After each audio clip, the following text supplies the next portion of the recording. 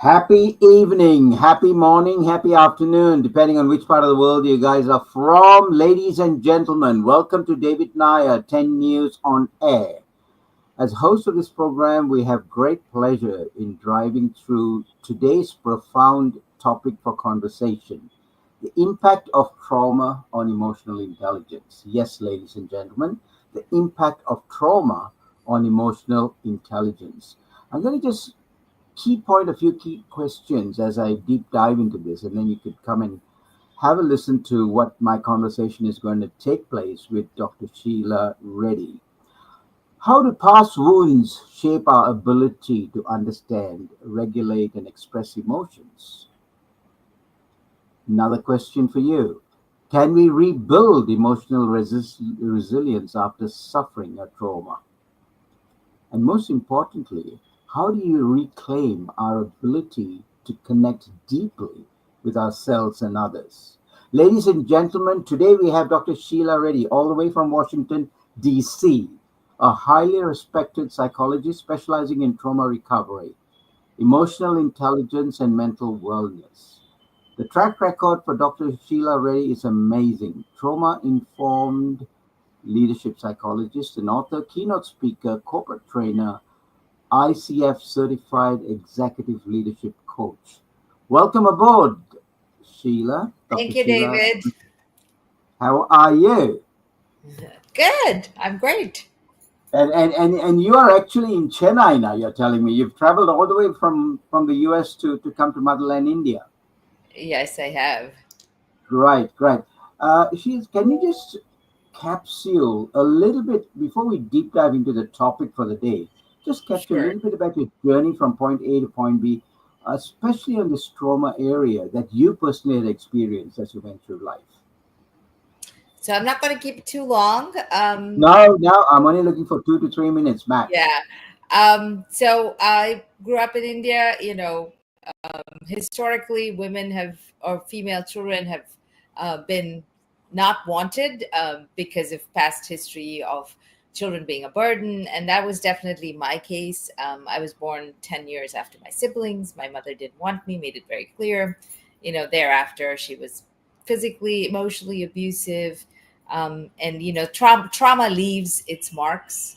And what I have learned over the years is people, both children and adults, who are traumatized tend to get re traumatized.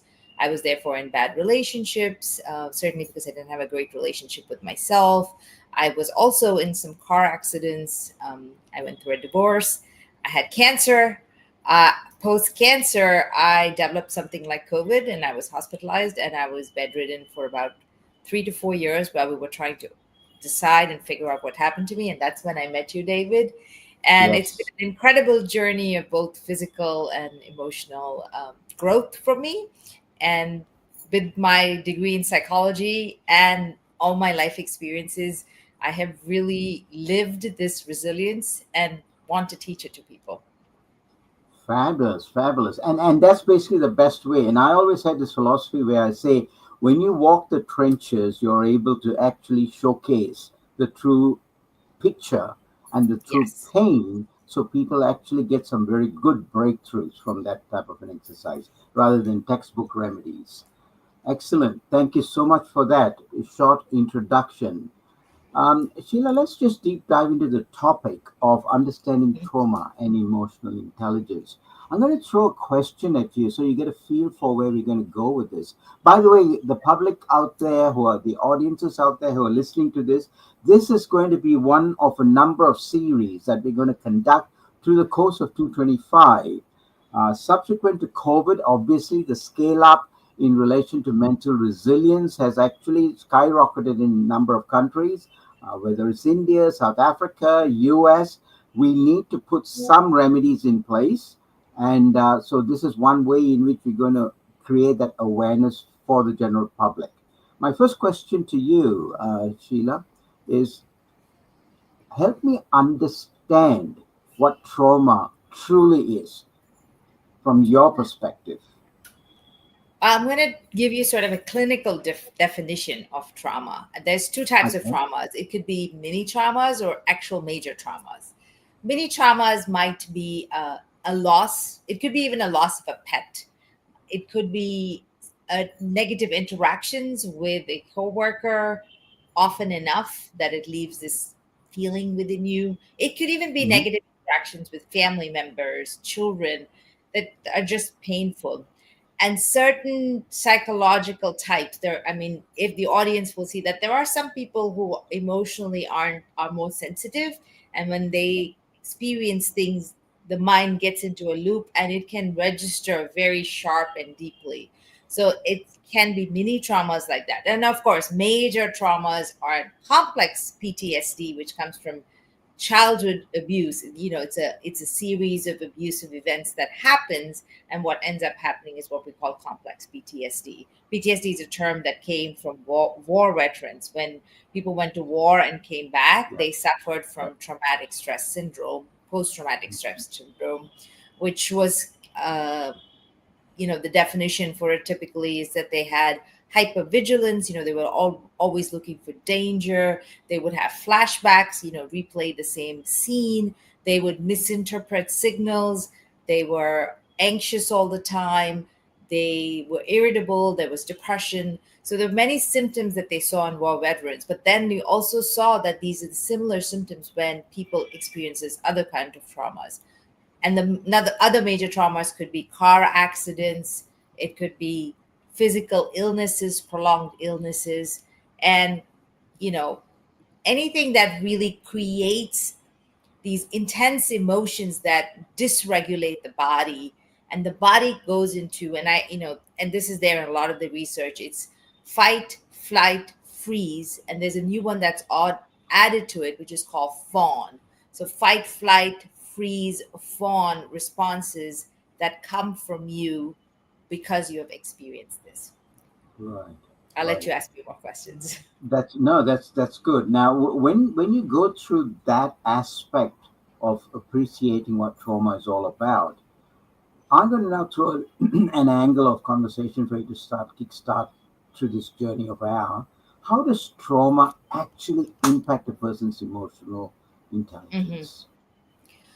So, emotional intelligence is about several aspects. It's about how you manage yourself and Hmm. then how you manage other people. And there's lots of other components in emotional intelligence. And I know we sort of talked about this, and without getting too deep into it, because there's so much in emotional intelligence, I'll briefly discuss a few of them. And they could Right. be how you perceive yourself and Hmm. how you feel like you can control the world, whether you're able to interact in a good way interpersonally.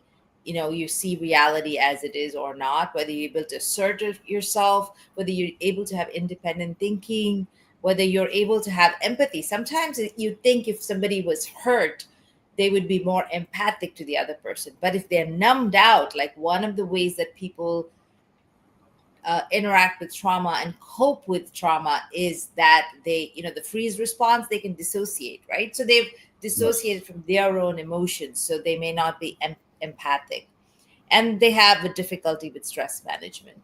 So one of the models of trauma treatment has this, created these sort of main areas where you might experience the effects of trauma. And I did an acronym for it, and I call it set pick, like a set picture. And this Hmm. S stands for safety, the E stands for esteem, the T stands for trust, the P stands for power, the I stands for intimacy, and the C stands for control. So your safety, your sense of self-esteem, your ability to trust yourself and another person, there's this feeling of loss of power and loss of control. And then finally, vulnerability, intimacy. And we talk about intimacy, it's not sexual intimacy, it's the ability to be able to feel for another person and share with the other person. These areas are affected severely by trauma. And Right. yeah. And in cases such as that, unresolved trauma is going to impact it significantly because it's going to scale up due to lack of awareness. Correct? Right. Absolutely. And I can give you stories and examples are a Please. good way of, Yeah. explaining how this has happened, right? So, Mm, recently talking to somebody I met, the person had been abused by their father. And therefore, every time they came into a room with their father, they just, even before they came to the house, their body was like, she said, the way she's like, I'm just so uncomfortable. And then I walk in and I'm almost getting like a panic attack. And I know that my father cannot hurt me anymore. He's an old, frail man, but my body is behaving like, and I'm not able to stand to be there. And now a new thing that I've started having is anger. It's not anger just towards him. There's situations that I get angry very easily. So in places where the person doesn't have feel a sense of power, even if it's not real, like it could just be her boss saying something like, maybe we should do this a different way. It's really, somebody else might say, oh, let me think about it, how could we do it a different way? But her body is reacting as though this boss is like her father, and what he's telling her is she's doing something wrong all the time. So it's the emotional dysregulation, a perception that is not really real, and an inability to even control her own emotions because she doesn't know where it's coming from. She mm, knows psychologically, she's like, I know I actually like my boss, but the moment I'm there and there's just something small that my boss says, my body goes into this reaction. And of course, it's always definitely still happening with the parent even before she enters the house. right. So that is one of those spaces we were talking about, emotional dysregulation. There's a model actually. So in normalcy, right? If, like I said, let's use the same story. I'm somebody working with my boss. My boss says something, hey, you should have done this a little better. I don't have great self esteem. I might feel like, oh, I wish I had done a better job. But then I hear what he says and I go, yeah, that's a good idea. Well, maybe I can do it this way. And then we discuss it and that emotion calms down. Normal people, the emotions. So there's what we call arousal, thoughts, emotions. Then we're able to separate the thoughts and the emotion, put it away, and bring down our body arousal. In someone who is traumatized, the body arousal is usually still at a high level, like that Yeah. hypervigilance we talked about, like looking for danger. And then all Yes. it takes is a little bit and the arousal gets high. And then the thoughts and the feelings that come are what we call manufactured. They are not related to what's in front of them, they are related to something in the past and something that's all mixed up. And so their arousal does not come down. And it's very actually physically painful for people Mm. who've been traumatized. And in situations like that, deep diving further, let's Hmm. segmentize this. What are specific types of trauma? Now that you've explained that part of emotion, how do we look at trauma from the various aspects in which an individual can now sectionalize it and then try to cope with each segment if he or she is, being traumatized? I'm not sure you can segment it. I think the initial part is identifying what those traumas are, right? Okay. On one hand, like I'll go back to this story, this young woman, part of the trauma is her father physically abusing her. Right. Part of the trauma is his constant barraging of her that she's not good enough. As we Mm-hmm. explore further, when she went to the mother and told her or tried to get some sympathy, the mother said, it's okay, you shouldn't react so much. So the mother invalidated her feelings. Right. The next level of it, and this woman's an Indian woman, the next level of it is then the family holds her responsible to be their provider.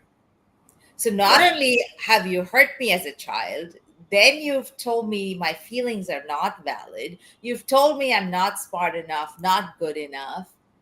And then now you expect me to be the provider for you. Yeah. And I'm still not getting any unconditional love. or caring. So who am I? What am I? In So that's situations, yeah, in yeah. situations like that, how do you think, firstly, the child, now an adult, is going to react? And two, how do you think the parents would accommodate that? Because I had a very similar situation, which I think Uh-huh. I shared with you some time back, about the boy baby and the girl baby. And this is prevalent in India, so much so. Yes. And it's unfortunate, culturally, this is happening still in today's day.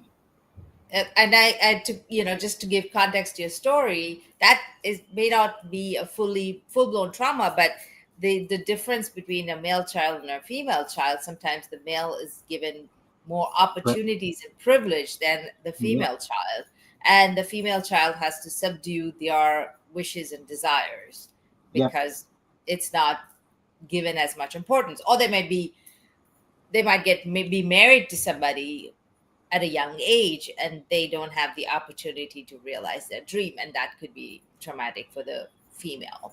Now, males also suffer traumas if the parent is alcoholic. I mean, that's mm-hmm, just an example.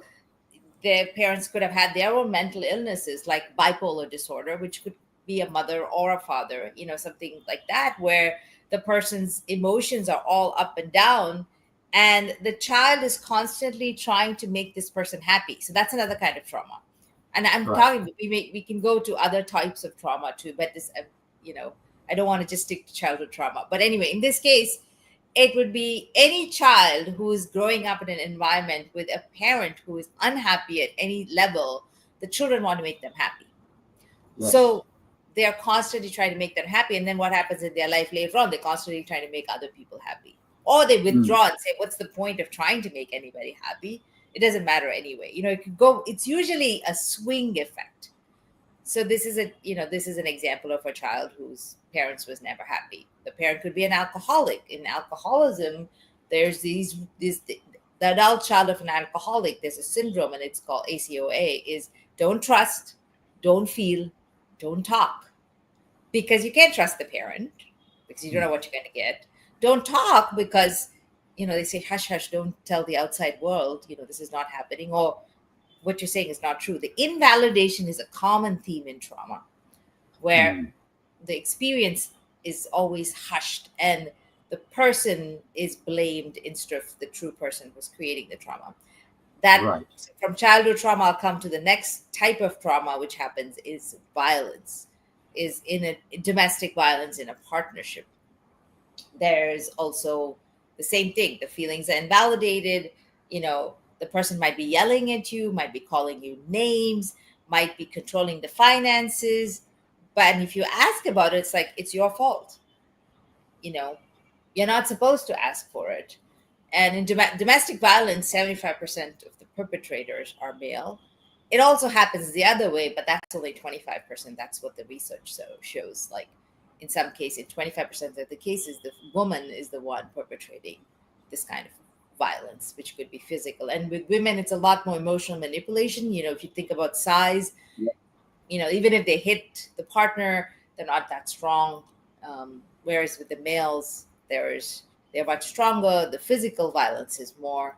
Now, of course, you have same-sex couples. It's the same sort of thing that happens in same-sex couples. If there's violence, that might happen. Mm, The other things we mm, can control: accidents, sudden accidents, severe accidents, where again, that image of what happened and what happened to your body will traumatize. The body remembers. So there's a famous book called The Body Keeps Score. Bessel van der Kolk is one of the leading persons who has done work in treatment of trauma, and the body holds trauma in different places. mm. So You serious also get a illness. situation.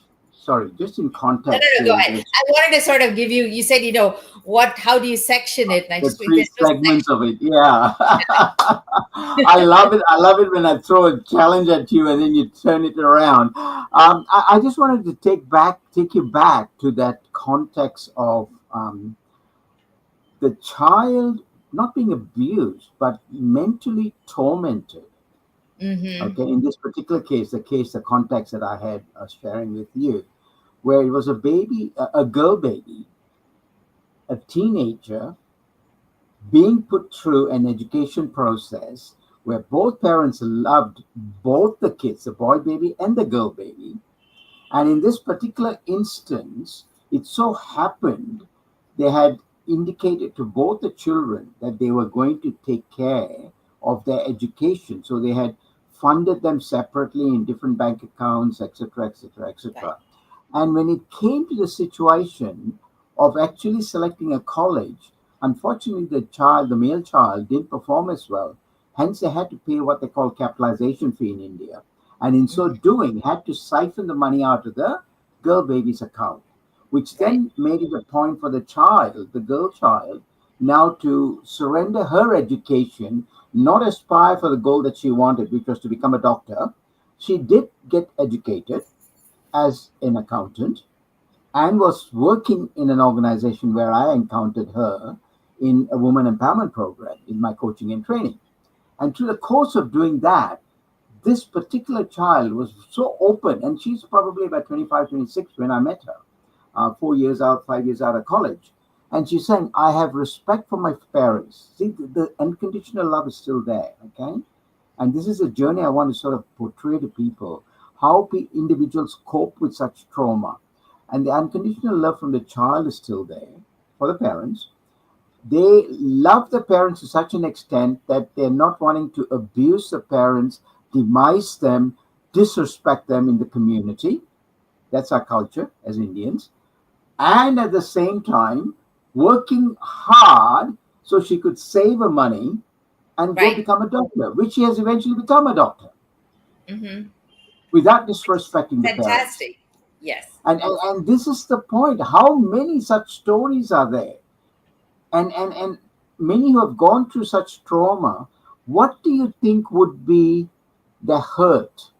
How do you think they would cope with their children?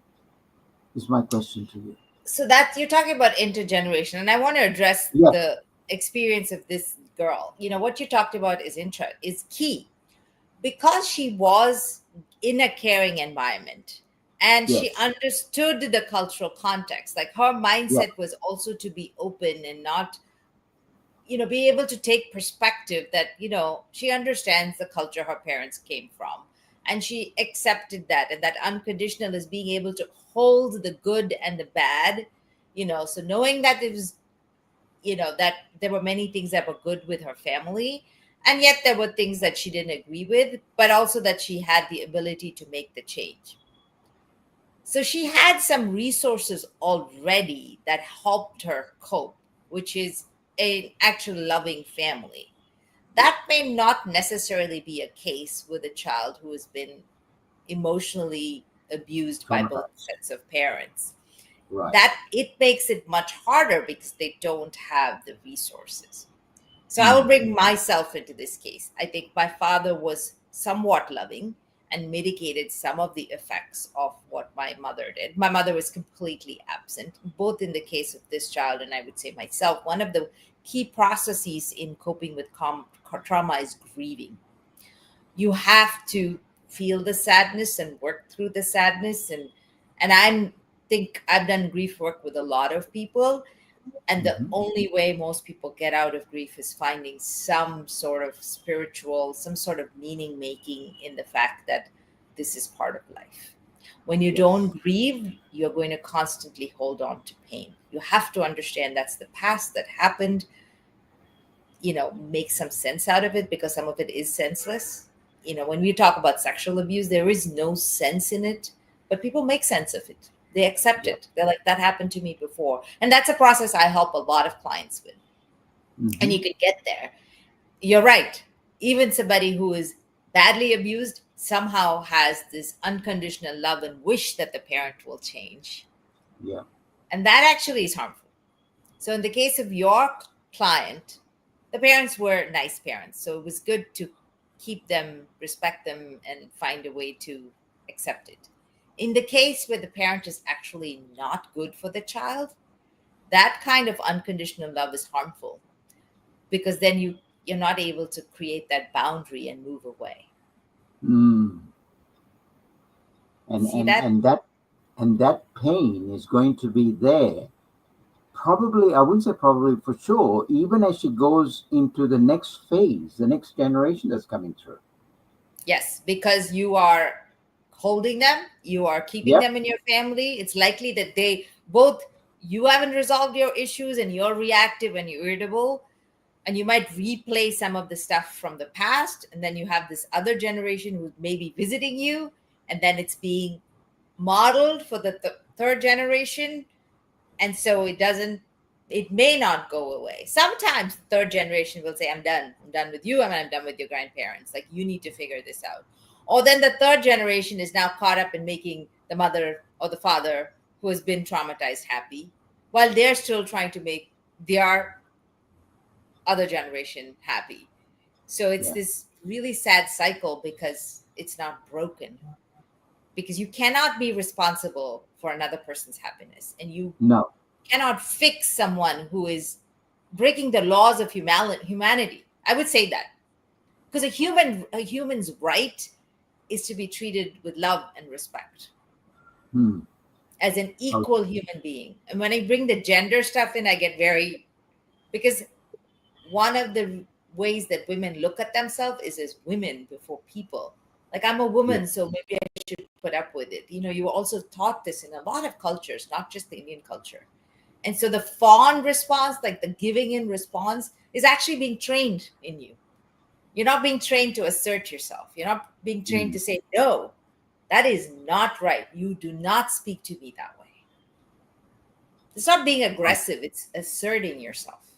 yes. And making sure that boundaries are well set and established, that they then understand where they can get Mhm, to.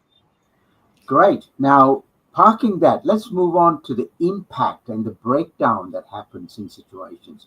One of the mhm. most heartbreaking effects of trauma, from my perspective, from where I've been working with people over two and a Sure. half decades, is the way it can be distorted self perception. You want to Yes. just elaborate on this aspect, please? So when we look at self-perception, it's like looking in the mirror but not seeing the reality, right? Yep, I yep. I this isn't easy for me to say. I grew up in India. People told me I was fat. I was dark. I was dark skinned. I was South Asian, South Indian, and I was dark skinned. I am still dark skinned. I'm not fair. So you're dark. You're supposed to be tall. It doesn't matter that your parents are short or petite, but you're supposed to somehow be tall, right? And then you're supposed to be this perfect whatever size. Um, so how then you look in the mirror and that's not what it is. So you're always going to Mm, look at yourself and think you're ugly. In my yes. case, I mean, I did not think I was attractive growing up. And it was a self-fulfilling prophecy. The way I coped was I ate. So I actually became overweight. Mm, And so here's this, there's no thin, there's fat, there's no color, right? So the physical manifestation of the trauma was ugliness in some way. And yes. I'm not calling myself ugly, but not a healthy space. That's physical. Emotionally, you're not looking at yourself as intelligent or whatever you're being told, right? And one of the things you hear a lot is, I'm not good enough. This I'm not good Mm, enough mentality. Like, I'm just not doing enough, because no matter what I do, I'm not able to please the parent. No matter what I do, I'm not getting the result I want. That power and control I talked about. So it settles in as hopelessness.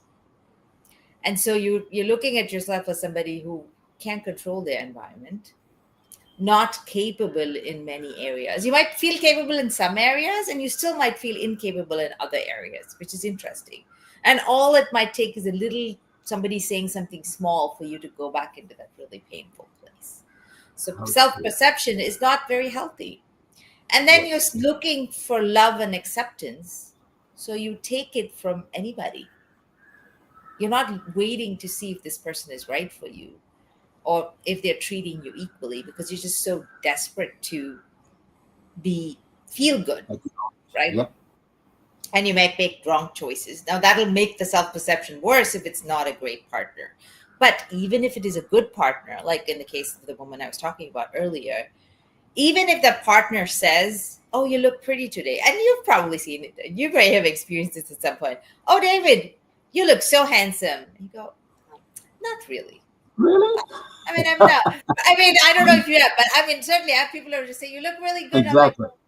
"Oh, thank you," but that's okay. I mean, I'm not that. Like you're trying to push down the compliment. You just brush it away. You just brush it away because your self perception is, "I'm not that great," Yeah, yeah. and it And doesn't that's help. Yeah, go it ahead. doesn't help. Yeah, it doesn't help anyone. And in case like that, you can have a downward spiral. And when you have the downward spiral, you're gone for toss unless you have some anchors to drag you out of that well. And that's my concern. Many don't have that strength of an anchor to crawl out of that well once they fall into it. Right. And we need to now find ways in which it can be shared so people can create that awareness. And that's the whole Mhm. idea of subjects like this and platforms like this that we put out Yes. for individuals. That's great, Sheila. Yeah. Fantastic. I mean, Yeah, and you use yeah, the word anchor. I'm always you almost envisioning like a balloon that lifts them up, you know, yes, that pulls you out. that Yeah, pulls you up, that gives you the lightness, that you can then travel the world with, and then look yes. down from. I'm not saying like in a self-centered, I'm awesome kind of way, but in a way that's a good metaphor. It's like looking from above and seeing all of that that's happening in your life and knowing that Hmm. you can still fly Yep. and soar despite everything that happened here. Now, I have to This, tell you this because, this, it's despite the kind of, turbulence that's happening downstairs, I'm okay up here on sky, you know? yeah. Sorry, you're going to There say was, something. no, there's this movie Fighter, which is like a remake of the Top Gun in India. All right. And, and in that, there's a female actress who is a pilot. And the Right. parents reject her Okay. because she chose to be a pilot, which is and in a kind of the army kind of situation, so she didn't get Right. married, not the traditional route. And the parents meet the man who, she's it's a love story, whatever, and he tells them how awesome she is. And finally the parents come to her, and the father, this is in Hindi, but the dialogue just sat with me because the father said, I put chains on you and I held you to the ground, but I didn't see how much light you had in you or whatever, and you had to soar. And now you've soared so much, I have to look up to see you. To see you. It was a Touche. fabulous, fabulous dialogue. I chained you and I kept you in the ground as a father, Right. but now Right. I see that you've gone beyond me. I need to look up at you. Ain't it great? Ain't it great? It's Good. great, Good. and it's an Indian Well, movie. I think now they're talking about, amazing. yeah, Times have changed, haven't they? It's yeah, interesting. Truly interesting. Let me move on. We got to move on. There's quite a lot more questions I want yeah, to yeah, dig yeah. out of. Many trauma survivors struggle with trust. We touched on it. I'd just like you to deep dive a little bit more in that aspect because trust is a key indicator of a lot of Hmm. shifts and breakthroughs that happen in traumatic situations. This inability to trust shapes their relationship and obviously the emotional responses. So, how do you combat that? So I think, like what you said, you break it down. It's important for a person when they begin to talk about their stories to begin to see how trust was eroded in their lives. Yeah, yeah, Where their feelings were not validated, or where they didn't learn to like themselves or trust their own decision making. That gets projected, and that the world. So the first thing we talked about is safety, right? Your sense of safety is broken. You don't trust that the world is going to hold you. If your own parent does hold you and rock you, and I mean it in a metaphorical way, right? yeah, It's going to be okay, honey. You know, this is difficult, but you're smart enough and you'll get through it. That's a holding phrase. yeah, My yeah. child comes and says, I messed up. I did really bad in this. I say, this is one test. You've done well in 10 tests. I don't say you're stupid. You shouldn't have done better. You just got a B. You should have got an A. It's like, you got a B this time, but you've got 5 A's. It's very, very, that's the holding, the rocking. It will get better. That's not available in a emotionally lacking environment. That's not available in a bad relationship. And safety is taken away. And so you need to know how to recreate safety. And when even when you're in a safe space, you may still be thinking it's dangerous. So if you look at war veterans, they're back home, they're in their homes, they're in the beds with their partners. You know, a car starts and there's it makes a pow boom sound. They think it's gunfire, and Hmm. then they're. I know this client who jumped on the wife and tried to strangle her because that he loves his wife. It's a safe environment, but his brain is thinking it's danger, right? So you cannot trust the environment, you cannot trust the person because your brain is telling you there's danger, danger, danger. So how do you change that? You need to work with somebody because you need to recognize where your brain is saying it's danger. Part of the work is somatic work, is calming the body down and going back into the memory of the danger. And this is not something you could do on your own. You have to go to a trained person. If a therapist coach isn't trained in trauma, they will not be able to do this because it's a very fine-tuned process, creating emotional safety while talking the story, and then when it gets too painful, coming back to the emotional safety so that the body learns how to look at the difficult situation in a calm physical way so it doesn't perceive that as danger. You're changing, changing the past story Right. and into a different story. And only if you can do that can you then begin to see what's in front of you. And only if Yes. you can change your narrative about who you are in that story are you going to be able to change. So true. I mean, as you were narrating that story, I personally went through that. Okay, Mm. and I want to just take 1 minute to share, and it might be, Sure. sort of a story. Here was a situation where I was dating my wife, current wife, only one wife, back then, Laurie, and her uncle is an ex-Vietnam War veteran. You know of the Uh-huh. Vietnam War, correct? Now, Right. when he returned back to Australia, it was about 3, 4 years downstream on his return. They still had a lot of trauma from the war days. Now, I was coming out of the freeway, and Mike, the name of the person is Mike. Mike was driving, and saw his car, and I followed him as though I was trailing his car all the way back to his home. Okay, and this guy was so conscious of it. As soon as he parked outside of his home, in one quick sweep, Sheila, he just swung his hands back, picked up a double barrel, and he hung over on top of, yeah. And I said, "Hey, Mike, it's me." That's exactly what I said. "Mike, it's me, Dave." And he came up to me and he said, "Don't you ever do that with me again." See, that was stuck in his head. Yeah. Now, he's been through many counseling sessions. Unfortunately, that's still not broken him. Yeah. Okay. And science So, has come a little far in that. I mean, they didn't have the best kind of treatments, and the body no, awareness part wasn't talked about earlier. So the treatment methodology in trauma has come a long way. long way And since then. the reason I'm passionate about it is because a lot of people are in the workforce having experienced traumas, and mental health is considered something is wrong with you. And so I Yeah, really want to say it's your mind's health, just like your physical, it's been injured, your mind has been injured. There's nothing, you're not crazy, you're not, going to the loony bit, but your mind's been injured. If your body's injured, you go get your sutures, you go to the doctor. mm, Now your, mm, your brain's been injured, your mind's been yeah, injured, and you need to get the right kind of help for it. exactly, exactly. Great. Moving on. Moving on. We Hmm. touched on hypervigilance Yes. as a common response to trauma.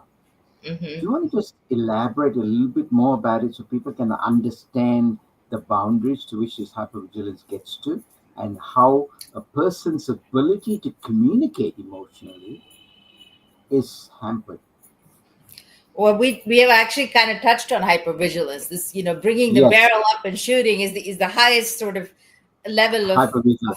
Yes, hypervigilance. exactly, The next exactly. That's level, right. if you've been robbed, walking around a corner, you wouldn't want to walk at night. If you've been sexually abused. I had a client who was sexually abused, and we were talking, and she was talking about all this anxiety she had just walking home from school. And as we explored it, it was actually a very safe neighborhood. There were people around. There was a lot of Mhm. safety.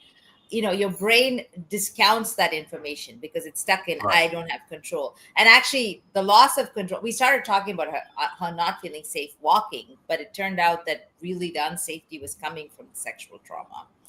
Now, in terms of communication, you know, you are helpless in that space, right? Maybe you've tried to communicate, but then there was no result.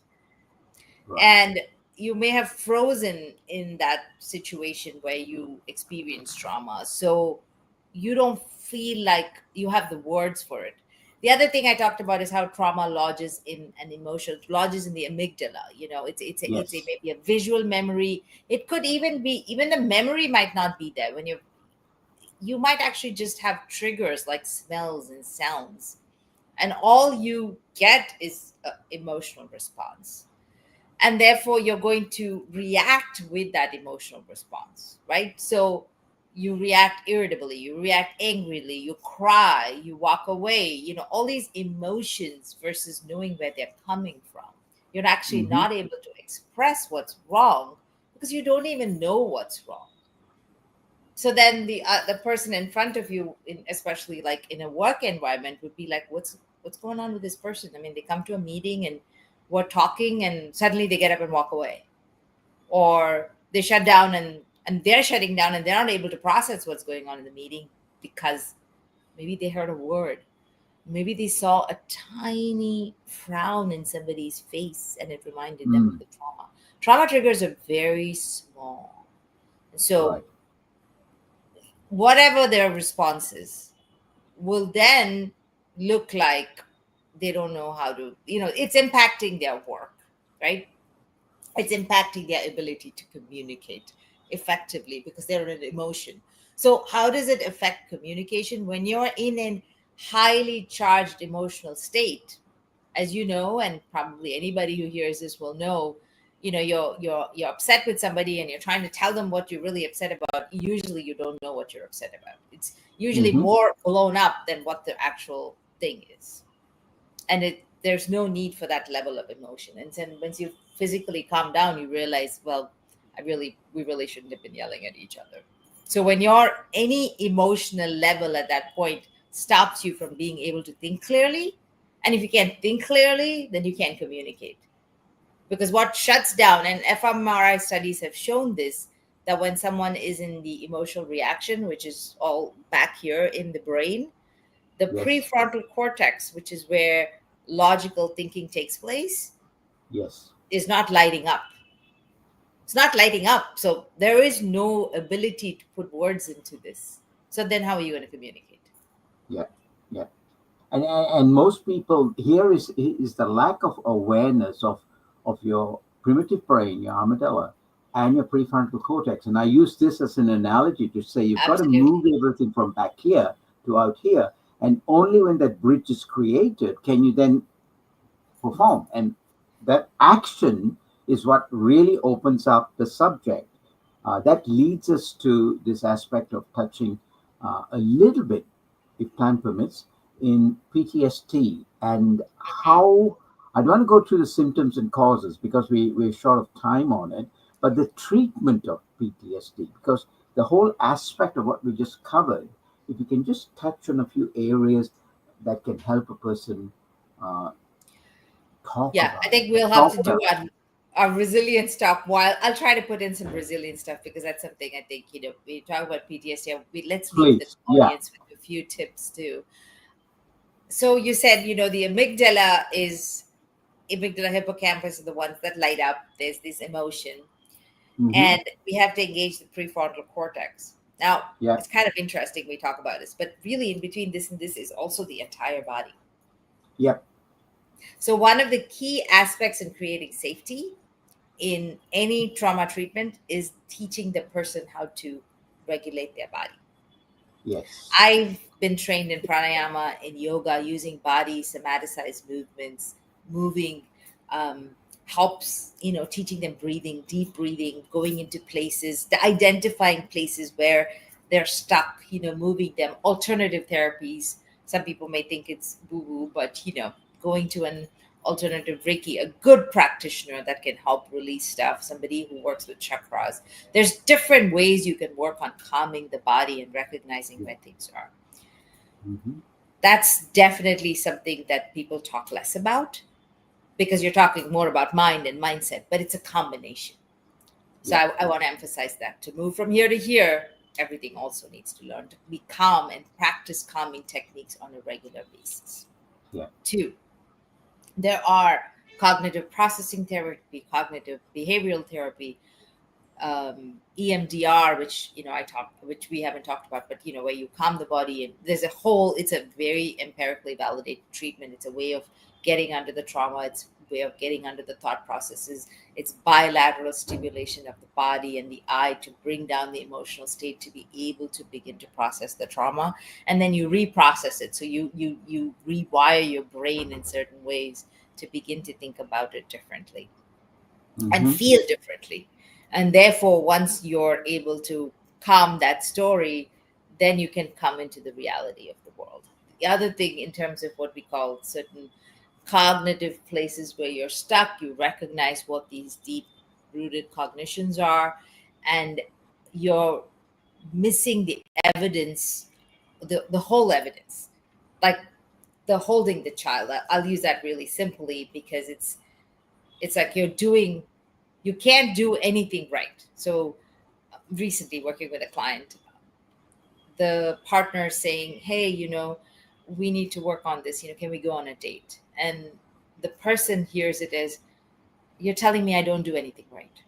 And the partner saying, no, I'm not saying you don't do anything right. I'm just saying we need to work on this because this is something we did when we dated. We're doing less of it now. It would be good for our relationship. But the partner keeps hearing, I'm not good enough, I'm not good enough, I'm not good enough, because they're ignoring even what this person is telling them right now. Even the person is giving them the evidence of all the good stuff their brain is ignoring. The brain is ignoring it. So you have to retrain the brain to begin to see the wider picture and not just what it keeps getting narrowly focused on, which is a trauma thought process, a trauma experience. That takes time again. And one of the key aspects is the person that you're working with. I believe this is in all coaching therapy, it's the rehealing process happens in the safety of the person you're working with. Yeah. So if you can feel that trust and the calm with the person you're working with, then you're going to be able to open up a little bit more. Now, if you're not working with a coach, find people that are calming in your life that you can spend more time with and slowly begin to process the painful stuff. People who will be able to hold you, rock you, people who will be able to say, you know what, that's really sad that you experienced that. And you're blah, blah, blah, blah, blah. And then, that has to be repeated a few times before the person begins to believe that.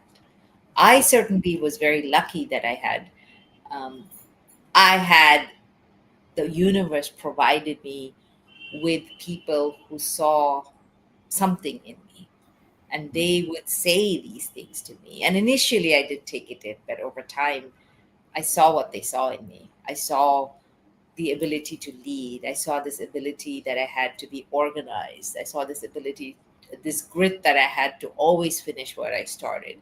And so, seeing myself through these people's eyes made me see myself differently. Yes, yes. And that's the key to all of this. And we touch on two things here that's vital. And because of time, we're only going to skim through it. But Hmm. as I said, in future series, we'll come back and work on it. Communication is essential. The words we use to lock this rewiring is vital. And many don't understand that. Hence, Yes. the poor little me syndrome comes into play because all they know is that limited vocabulary or that limited way in which they see a picture of something. Hence, the self awareness needs to be expanded. The communication, I have a definition for communication, and I harp on this constantly with people. In any relationship, communication is like blood to life. You take Hmm. blood away from life, what happens to life? It dies. You take communication away from a relationship, what happens to it? It dies. So, in the same context, when a person says something and the partner listens to it, whether it's at a date or whether it's in passing over the dining table, it's misconstrued. Hence, this whole flare up. And does the trauma get fixed? No. And that's the problem.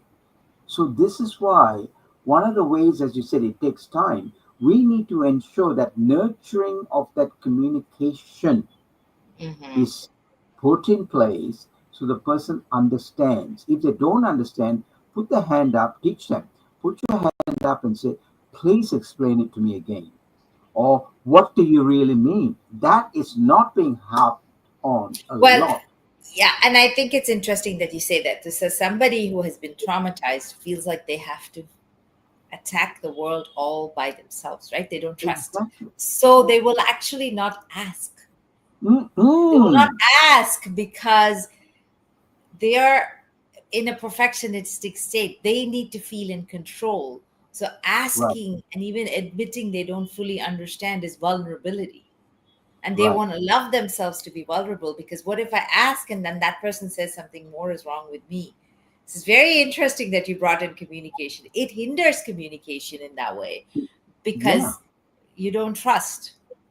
It comes back to that trust part. You don't feel safe.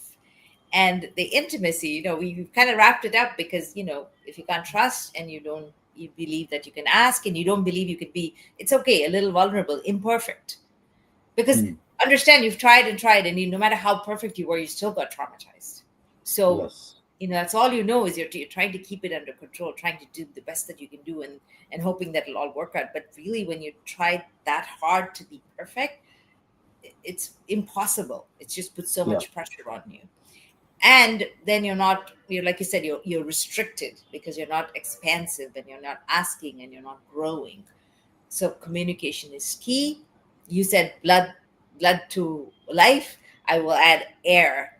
So it's blood, all breath, right. Yes, life.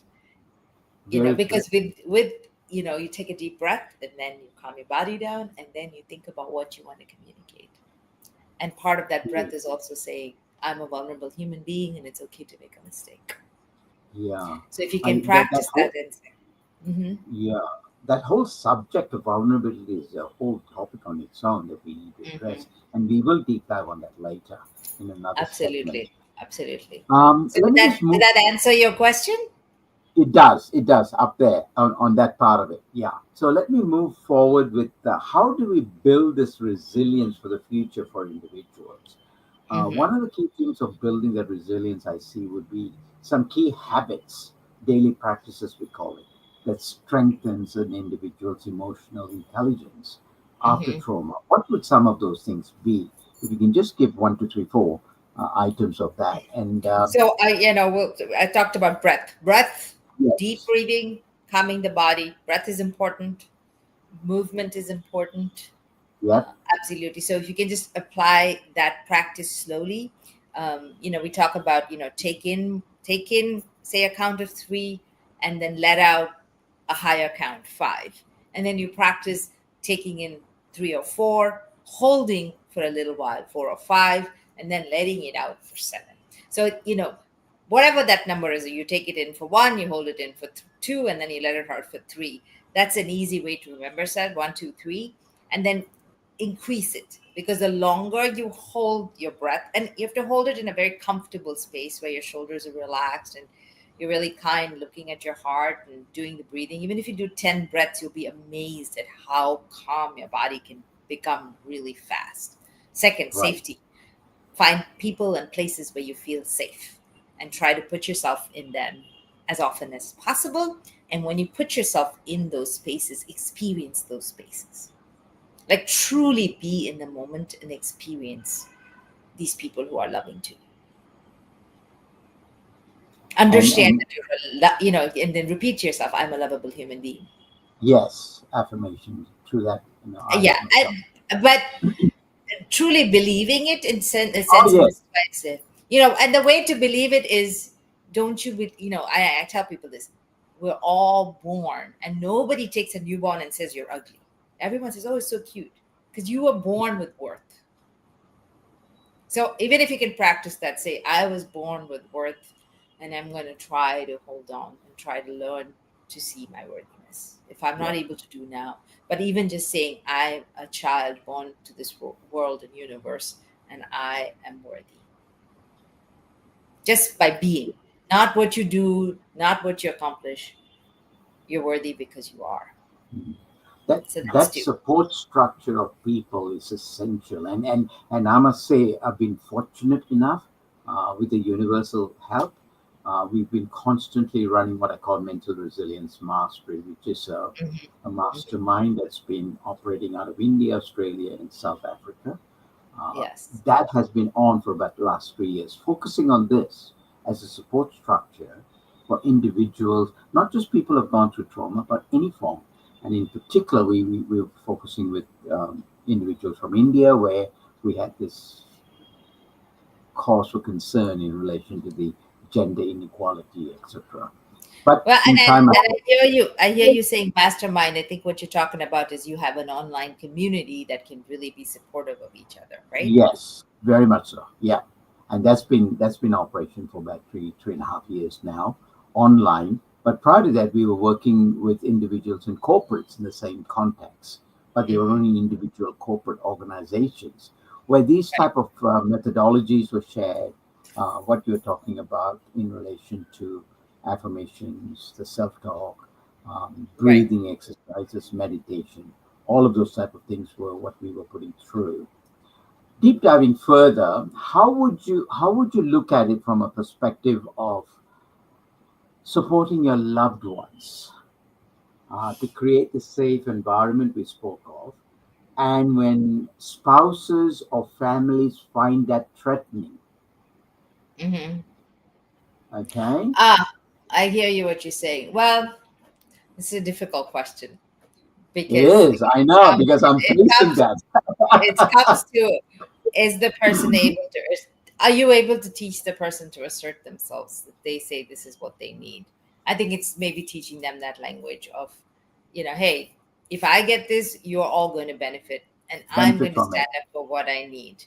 So how do you get them to build that self-confidence to stand up for what they need and Yeah, not fall into prey to the fawning response that we talked about, which is yeah, I'm a woman, I'm a person, I'm a son who has to be beautiful, whoever you are, not giving yourself time to process and take care of yourself. A half an hour here, an hour there is super important. And you asked me what I did today, the beginning of our call. Well, I mean, I went and got a massage, and it was a specific massage because I have some, physical health related to my cancer, yeah, and I do things on a weekly basis for my physical body, yeah, and nothing comes in the way of that, because if that yeah. doesn't work, nothing else is going to work. And Exactly. whether you have children, whether you have spouse, whether you have friends, family, that can all happen after that hour, or in between, before and after that hour. It's a huge shift to understand And that you're worthy. yeah, she's see Sheila, that aspect of taking care of self is foreign to some communities. Hmm. And unfortunately, because it's kept aside, many do not actually give, within inverted commas, Yeah. respect for it. And because they don't respect that, they poo poo it. And when they poo poo it, it loses its significance. And this is the whole way in which an individual need to now acknowledge it. I need that time. I need to do the following. It's like, well, listen to this. It's like a person walking down the gangway of a plane. The pilot announces, "Welcome aboard, ladies and gentlemen. You're flying from point A to point B. And in the case of a low pressure, gas mask fall down, Oh, please put it on yourself, not on your child. They yes. can't get that into the head. What do we do?" And that's the point I'm trying to get people to understand. And it's vital, especially trauma patients. Yeah, I mean, and exactly what I said, people are not going to get there unless they acknowledge themselves as being worthy, Yeah. as a human being. This is where, for women, this is my new mantra: you're a person, you're a human being first before a woman. You know, in many, many cultures, in most cultures, men don't need to think of themselves as, they Yeah. just accept that they don't think of them, I'm a man. They just think I'm human. I deserve all of this.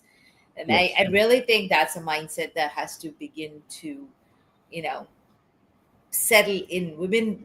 And it's something that I came to this massive realization after something really painful happened to me just very few years ago. I mean, in this age, where I was part of a Indian community and I was judged very harshly, and it was quite painful. And suddenly I sat back, and it was because the community of people are very patriarchal. I won't say who and where, and certain types of Yeah. community from India, and they were judgmental because I'm a divorced woman and I'm very outspoken, and not in a bad way. And I'm also very feminine in many ways. I like to dress up. I like to cook. I like to serve. I like to make people happy. There's multiple aspects of me, and I talk my mind because I'm a highly educated woman. So Mm. how do you expect me not to contribute to a conversation? Exactly. Exactly. And that is not heard from that perspective. And this is where we spoke about perspective and perception earlier. And until that happens, everything is going to come to a standstill. And this is my concern when I deal with women empowerment sessions for ladies in India. In fact, this afternoon we were talking in the community itself. What can we do to open this out such that the voice of that minority within inverted commas is heard and heard well? I think we have to hear our own voices. Hmm. We have to hear our own screams and pay attention to them. Yeah. Otherwise, we're not. Nobody else. I mean, that's the part. You have to feel like I deserve to feel good. Then I will make you feel good. Like at the very, very basic, I deserve to feel good. Yeah. I am not good only when I serve. Maybe that's a different perspective. I am not good only if I serve. I'm good if I serve myself, and then I will serve. Yeah. That Yeah. gas mask. But Right. it's a whole shift. I know exactly. Lady, we've lost time. It's gone overboard. Yes, The time's we gone need to through. end. We now know we have so much more to talk about in this I area. know. We will keep this going. I'll arrange some more discussions and discourses downstream. One parting word for the audience, a very quick parting word for the audience, Sheila. Oh, me? Right. Yeah. I think what I said. You're worthy. You deserve dignity. You're a human. Mhm. Yeah. Thank you. Thank you. Thank you so much, Sheila. Ladies and gentlemen, what has been discussed is on YouTube. We will be putting that up in official form. I will also put that up in our podcast, and you're welcome to have a look at all of that information downstream. Thank you so much for your presence, and we talk to you in the next week. Take care, Sheila. Yep, Thank you. absolutely. Namaste. Thank you very much. Namaste. Take Bye. care, David. Have a wonderful evening. You too. We'll talk later.